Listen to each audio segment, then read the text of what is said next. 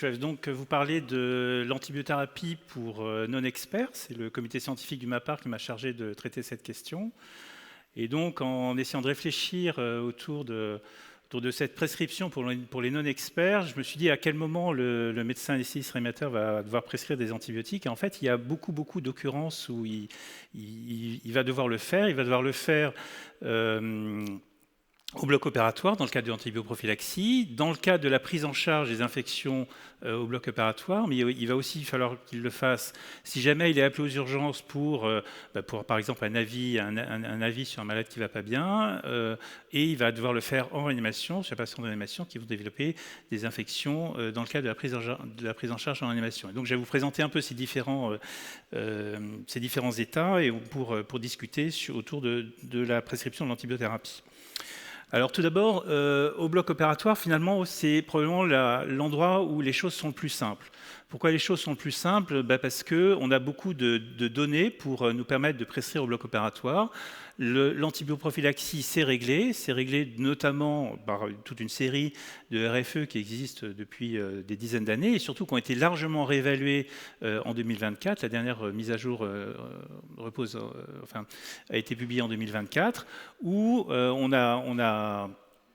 a montré, on a pris absolument toutes les indications chirurgicales et, qui existaient, et tout un comité d'experts avec une association d'anesthésistes, de réanimateurs, de spécialistes de l'infectiologie ont émis des recommandations avec des RFE qui ont été publiées. Donc, de manière très schématique, c'est la céphazolline qui est l'antibiotique qui doit être prescrit, la clindamycine en cas d'allergie, limitée à la période péropératoire. Et il y a juste quelques indications très rares pour suivre au-delà de la période péropératoire, avec 24 à 48 heures d'antibiotiques post-op, la traumatologie maxillofaciale, la chirurgie ORL carcinologique, orthognatique alvéolaire, l'amputation de membres et quelques indications en chirurgie thoracique.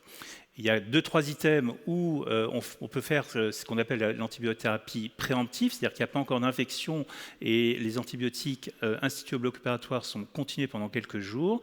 Le traitement des varices œsophagiennes en période hémorragique, la morsure et la fracture ouverte, Gustilo 2 ou 3, avec des plaies très souillées, une contamination importante et un long délai de prise en charge, avec là, donc c'est quelques jours d'antibiotiques sans que ce soit plus précisé. En dehors de ces indications, c'est que du péropératoire, rien d'autre. Dans le cadre de la chirurgie pour une infection, donc il va falloir prescrire une antibiothérapie post-opératoire. La chirurgie, donc le traitement va consister en un contrôle de la source qui va associer chirurgie de drainage et une antibiothérapie, qui va être dans un premier temps empirique, puis adaptée au prélèvement. Et donc là, il va y avoir un choix à faire sur l'antibiothérapie empirique, qui va faire appel à de multiples paramètres, le caractère communautaire ou nosocomial. On peut se faire aider éventuellement de tests de diagnostic rapide, mais ce n'est pas toujours disponible, notamment dans le cadre de l'urgence. Et après, toute une série de paramètres que vous connaissez bien autour de la comorbidité du patient, de l'écologie du service, la présence ou pas d'un état de choc. Et tout ça, en fait, finalement, quand vous travaillez au bloc opératoire, eh bien, finalement, vous voyez toujours un peu les mêmes patients quand ils sont opérés pour des problèmes infectieux. Et vous pouvez tout à fait établir des protocoles où vous allez commencer, pour le collègue qui est au bloc opératoire et qui va instituer une antibiothérapie, vous pouvez tout à fait établir des protocoles autour de la prise en charge de ces patients et le début de l'antibiothérapie. Et donc ici, je vous ai mis un exemple d'antibiothérapie empirique au bloc de Bicêtre, où en fonction des différentes chirurgies, eh bien, il y a un état infectieux qui est possible, et en fonction de cet état infectieux, du caractère communautaire ou nosocomial, de la localisation de l'infection, de la gravité, état de choc ou pas état de choc, eh bien, il y a un protocole de prescription d'antibiotiques qui existe et de prescription pour les premières 24 heures. Donc ça permet finalement relativement facilement de passer le cap de cette prise en charge dans le cadre de l'urgence, on est dans le cadre de l'urgence au bloc opératoire, et les premières 24 heures de prescription. Les durées, là je passe très vite, les durées de prescription post-opératoire sont bien codifiées, 4 à 7 jours le plus souvent, et il y a quelques infections qui ont nécessité un traitement prolongé, l'infection intracérébrale et l'infection ostéo-articulaire, où là l'antibiothérapie est prolongée.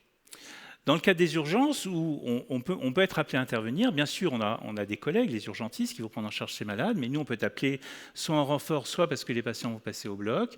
Et bien là, il faut être vigilant sur la situation de départ qui pourrait être responsable d'une évolution potentiellement défavorable. Ça peut être lié à la pathologie infectieuse en elle-même, méningite, purpura fulminans, la pneumopathie à pneumocoque, fasciite nécrosante.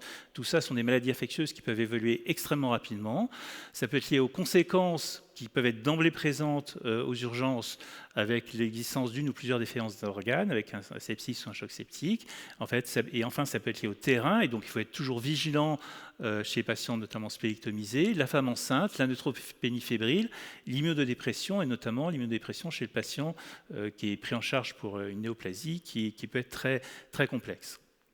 Et là, à nouveau, il y a des guidelines qui existent, que je ne vous ai pas mis ici, mais sur ces différentes pathologies qui sont quand même bien codifiées, sur l'indication et la prise en charge antibiotique. Enfin, en réanimation. Donc, en réanimation, vous êtes réanimateur et donc vous prenez en charge les patients, et donc vous savez que l'infection est fréquente, quelquefois sévère, et que finalement, l'origine de ces infections du patient de réanimation, c'est quand même toujours pareil, c'est ce qu'on appelle faire le tour infectieux. En tout premier, on l'oublie de temps en temps, en tout premier, c'est l'infection du site opératoire, à laquelle il faut toujours penser systématiquement, puis la pneumopathie, l'infection urinaire, l'infection surcatée, la bactériémie dont on ne va pas avoir le point de départ. Tout ça, disons, sont le quotidien de notre travail en réanimation. Donc c'est bien sûr une infection nosocomiale qui peut évoluer vers le sepsis grave, et effectivement il peut exister une certaine complexité dans le choix de la molécule, la posologie, le mode d'administration, et donc chaque élément pouvant aggraver le pronostic. En journée, quand il y a du monde, voilà, on va faire appel à un certain nombre de collègues, les collègues réanimateurs, les équipes de microbiologie, les équipes d'infectiologie, la pharmacie éventuellement. Et par contre, je pense qu'il faut acquérir une certaine autonomie dans le cadre de l'urgence, quand on est de garde, la nuit, le week-end, où là, quelquefois, là, on peut avoir moins d'aide. Alors, comment est-ce qu'on va raisonner? D'abord, sur le timing de l'antibiothérapie. Donc ça, vous le savez, parce qu'il y a des études nombreuses qui existent depuis longtemps, c'est quelle est l'urgence de l'introduction de l'antibiothérapie. Donc intuitivement et par bon sens, on aurait tendance à dire le plus vite possible. Il y avait des recommandations anciennes de la Surveillance Sepsis Campaign pour démarrer l'antibiothérapie dans l'heure après le début de l'hypotension. Ça, on s'est rendu compte que c'était impossible à tenir, et surtout que ça donnait lieu à des prescriptions extensives d'antibiotiques, quelquefois quand le patient n'en avait pas besoin et qu'il y avait une consommation d'antibiotiques beaucoup trop élevée. Donc il y a eu beaucoup d'études autour de ça, du prospectif, du rétrospectif, des méta-analyses. Dans le cas de l'urgence, en réanimation, bref, les données sont multiples, et même si les résultats ne vont pas toujours tous dans le même sens, quand même, il y a un consensus pour dire que l'antibiotique doit être injecté dès que possible dans le cadre du sepsis et du choc septique, et dans un délai de 3 à 5 heures dans les autres situations. Par exemple, je vous l'illustre sur le diagramme de droite, où c'était une revue en fait de plusieurs études qui à chaque fois montraient une aggravation du pronostic. Ce sont les barres en vert clair, une aggravation du pronostic quand le délai était inapproprié versus un délai approprié en rouge. Le délai de 3 à 5 heures qui a été recommandé dans le cadre de l'infection sans critère de gravité a été appuyé par la deuxième référence dont je vous parle ici, où en fait c'est une analyse sur des données rétrospectives aux États-Unis de dizaines de milliers de patients qui arrivaient aux urgences pour la prise en charge d'une infection, et où l'injection de 3 heures, en fait, dans le cadre des 3 heures de la prise en charge, montrait une mortalité extrêmement faible, et donc ça appuyait cette recommandation. Donc, en pratique, vous avez du temps. Vous avez du temps pour réfléchir, et vous avez du temps pour choisir la molécule. Choisir la molécule n'est peut-être pas si simple, puisqu'il faut faire une balance entre le choix entre une antibiothérapie inadaptée, où il y a un risque d'être délétère dans le sens où on ne va pas traiter le patient, et une antibiothérapie trop large qui va être tout aussi délétère, puisque vous allez avoir des effets secondaires de cette antibiothérapie trop large, tant sur l'élargissement du spectre qui est inutile et qui peut induire des résistances, et des effets secondaires, notamment sur la fonction rénale, ou éventuellement à distance sur le risque de colite à Clostridium.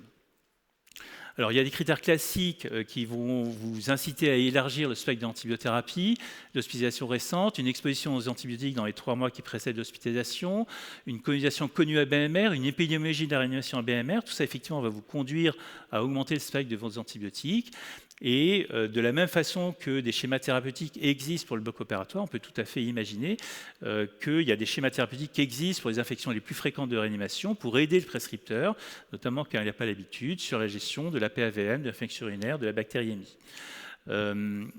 Par exemple, pour la PAVM, on peut tout à fait suggérer un schéma de ce type-là, moins de 5-7 jours d'hospitalisation en réanimation de l'augmentin ou une C3G, plus de 5-7 jours, ça dépend des endroits où vous travaillez, de la tazocilline, 6 critères de gravité, choc ou RDS de la tazocilline, et s'il y a des facteurs de risque de BMR ou une colonisation connue, une carbapénème ou du linésolide.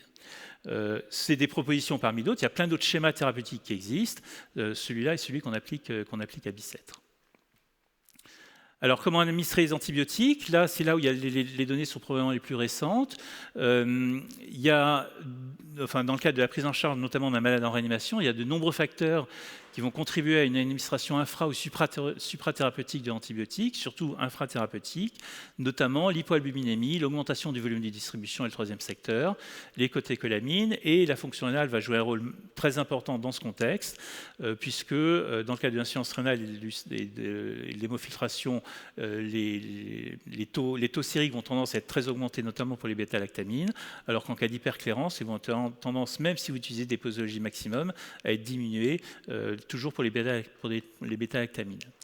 Il y a des recommandations pour administrer les antibiotiques temps dépendants, bêta-lactamine ou vancomycine en continu sur 24 heures.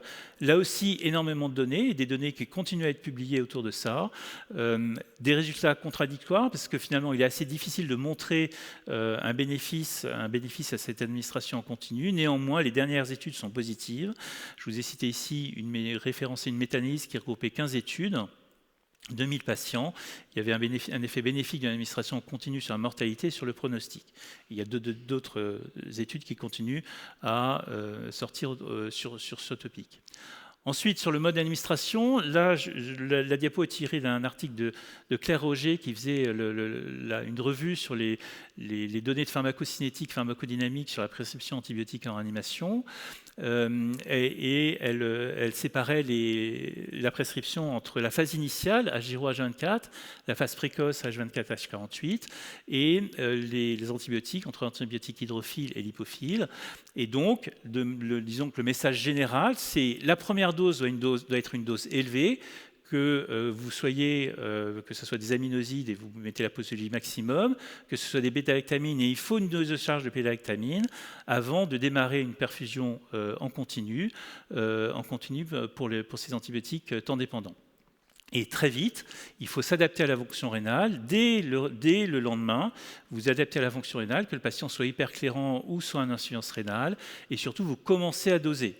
Alors, commencer à doser, en ce qui concerne les aminosides et les glycopeptides, c'est relativement facile, c'est fait dans de nombreux endroits. Pour les bêta-lactamines, c'est plus compliqué.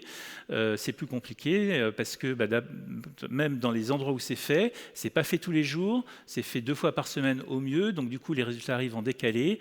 Et donc, souvent, c'est moins informatif que des dosages immédiats. Mais néanmoins, il faut doser pour continuer à s'adapter. L'avenir de cette prescription d'antibiothérapie, eh bien, on y est, puisque il y a 2 types de progrès qui arrivent, ou qui sont arrivés d'ailleurs. D'abord, dans le diagnostic bactériologique rapide, avec la recherche de la PLP2A pour le staphylocoque et le bêta-lactatest pour les entérobactéries à la recherche de BLSE, et les PCR syndromiques qui sont faits maintenant depuis 2-3 ans, où c'est des techniques de PCR qui sont utilisées suivant le type de prélèvement qu'on envoie. C'est un prélèvement pulmonaire, neuroméningé, ostéo-articulaire. Il y a différents germes qui sont testés, d'ailleurs tant pour les virus que pour les bactéries. Et donc, ça vous donne quand même des résultats très rapides. En 2-3 heures, vous avez quand même une indication qui va vous guider votre antibiothérapie. Ensuite, sur l'intelligence artificielle, on en a beaucoup parlé dans la session d'hier. Ça semble assez évident, comme ça semblait évident hier pour beaucoup de gens, que l'intelligence artificielle allait aider à la prise en charge de ces malades en intégrant selon tous les paramètres autour de cette prise en charge. Et notamment, il y a les premiers papiers qui sortent, notamment sur la prévision de la PAVM. Voilà, je voudrais terminer le topo en vous parlant de quelques vignettes cliniques. C'est quelques situations que vous pouvez rencontrer et à laquelle il faut réagir parce que ce sont disons des données où il faut réagir rapidement. Quand vous voyez un patient, notamment aux urgences, qui a des douleurs diffuses et qui sont disproportionnées par rapport à votre examen clinique, c'est-à-dire que vous avez un examen clinique qui vous semble normal, mais par contre le patient se tord de douleur.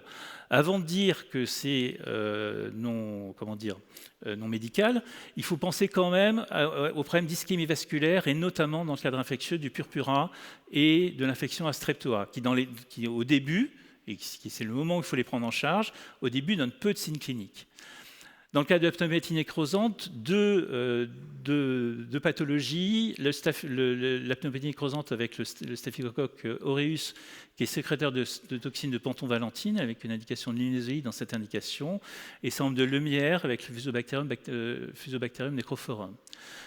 J'attire votre attention sur le patient splénectomisé. On a souvent un peu tendance à ranger cet antécédent comme n'importe quel antécédent. Ce n'est pas vrai, c'est un antécédent majeur et le splénectomisé qui a de la fièvre doit vous faire réagir très vite et vous faire prescrire très rapidement une bêta-lactamine sur le risque d'infection à germe encapsulé. Quelque chose de très spécifique, mais qu'il faut connaître, notamment quand vous faites de la neurochirurgie, c'est l'abcès cérébral chez le patient immunodéprimé, notamment sous corticoïdes, avec des BG+ à l'examen direct. Donc là, il faut faire attention, ce n'est pas l'antibiothérapie classique de l'abcès cérébral. Les BG+, c'est la nocardiose, et la nocardiose, ça se traite avec une association d'imipénème et de Bactrim. Enfin, la légionellose, qui certes est prise en charge dans la pneumopathie communautaire grave, ça fait partie du schéma thérapeutique initial, mais à laquelle on ne pense pas toujours dans le cadre du nosocomial. Voilà, en conclusion, j'espère vous avoir montré qu'il n'était pas besoin d'être expert pour correctement prescrire une antibiothérapie. Il suffit de respecter certaines règles, de se référencer aux guidelines et aux différentes conférences de consensus et se souvenir que l'antibiothérapie se prescrit chez le bon patient, au bon moment, avec un bon choix de la molécule à la bonne dose et avec un bon mode d'administration. Maintenant, on a suffisamment de données pour quand même gérer ça relativement facilement. Le dernier item est probablement le plus important, toujours réévaluer à H48 pour l'arrêt ou la désescalade. Merci beaucoup.